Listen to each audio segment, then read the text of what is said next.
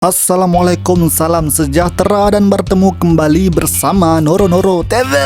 Jujutsu Kaisen 222 manga chapter review, chapter yang bertajuk Petanda. Alright, tanpa membuang masa, jom layan video ni bersama my best friendo, my brother Todo Boogie Woogie. Let's get it.